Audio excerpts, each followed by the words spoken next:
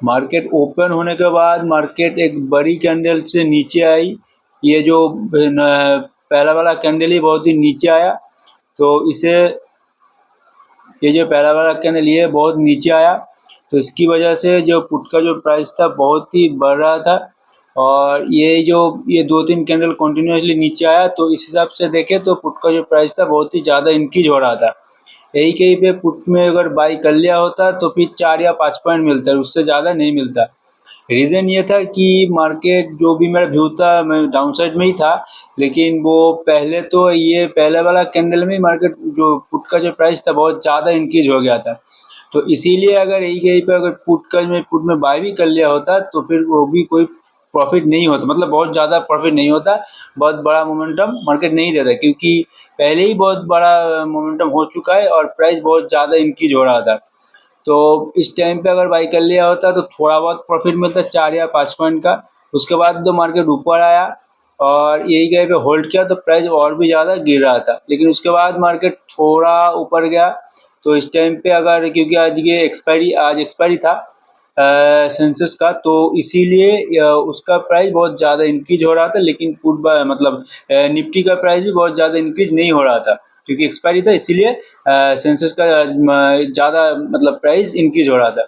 लेकिन उसके बाद मार्केट नीचे आया और यही कहीं पे मार्केट होल्ड किया बहुत टाइम तक।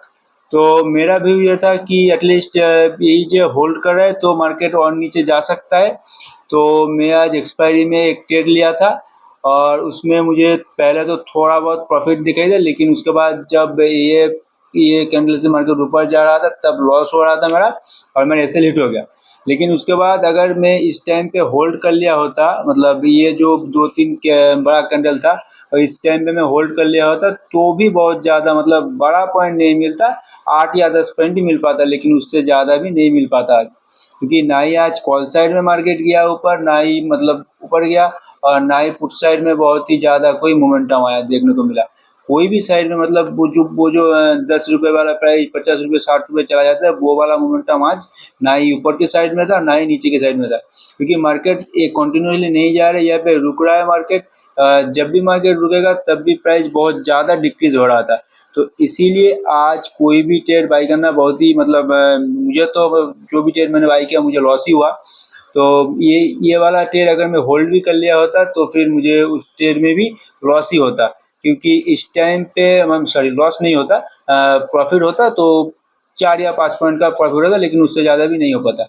लेकिन उसके बाद जब ये 1 या 2 कैंडल मतलब एक ही जगह पे होल्ड कर रही थी तब भी मतलब पूरा प्रॉफिट खत्म हो रहा था, 15-20 से सीधा 10 पे आ रहा था। तो उसके बाद तो मार्केट यहाँ पे होल्ड किया, तो इस टाइम पे तो कोई कुछ था नहीं, मतलब इस टाइम पे तो और भी प्राइस डिक्रीज हो रहा था। उसके बाद ऊपर गए और उसके बाद थोड़ा सा नीचे आए, तो पुट साइड में कुछ था नहीं आज। तो मैं एक बार मेरा लॉसेस शो कर देता हूँ। तो ये मेरा 323 का लॉस है आज। तो इसके ऊपर भी 100 रुपये का टैक्सेस लग जाएगा, क्योंकि मैं 2 ट्रेड बाई किया आज। तो ये जो निफ्टी का ट्रेड बाई किया, तो ये ट्रेड बाई करने का लॉजिक ये था कि प्राइस बहुत ज़्यादा डिक्रीज हो रहा था पुट साइड में, और ये जो थोड़ा सा मार्केट रुक रहा था उसी टाइम पे प्राइस बहुत ज़्यादा डिक्रीज हो रहा था, इसीलिए मैंने निफ्टी में ओवरनाइट के लिए एक ट्रेड बाई किया था, ये वाला जो ट्रेड था। लेकिन उसमें भी मेरा एसएल हिट हो गया और उसके बाद हालांकि थोड़ा बहुत प्राइस इंक्रीज हुआ, लेकिन तब तक मेरा एसएल हिट हो गया और दोनों ही ट्रेड में मुझे आज लॉस हुआ। पहले वाला ट्रेड में भी मतलब जो एक्सपायरी में था वो भी लॉस हुआ, और उसके बाद जब पुट साइड में प्राइस मतलब यही कहीं पे प्राइस बहुत ज़्यादा गिर रहा था, तो ओवरनाइट में मैं एक पोजीशन लिया था और वो भी निफ्टी में लिया था, क्योंकि निफ्टी में ये वाला पोजीशन मैंने लिया था, लेकिन उसमें भी मेरा एसएल हिट हो गया। तो टोटल मेरा आज 323 का लॉस है, उसके ऊपर 100 रुपये का लगभग टैक्सेस लग जाएगा। तो टैक्सेस मिला के मेरा 430 या 420 का मेरा लॉसेस रह जाएगा आज। तो आज तो मुझे दोनों ही ट्रेड में मुझे लॉस हुआ। तो और जो भी मतलब एक्सपायरी में हम लोग एक्सपेक्ट करते हैं कि एक बड़ा मोमेंटम मिले, तो वो तो आज नहीं मिला, ना ही कॉल साइड में देखने को मिला, ना ही उसके बाद तो मार्केट थोड़ा सा होल्ड किया एक ही जगह पे, और उसके बाद भी जब भी थोड़ा सा नीचे आया, लेकिन उसमें भी बहुत ज़्यादा मतलब प्राइस इंक्रीज नहीं हो रहा था। और ये उसके बाद 1 या 2 कैंडल बनाए, उसके बाद तो मतलब वो भी यहीं पे मार्केट रुक गया, तो प्राइस तो पूरा डिक्रीज हो गया था क्योंकि आज एक्सपायरी था।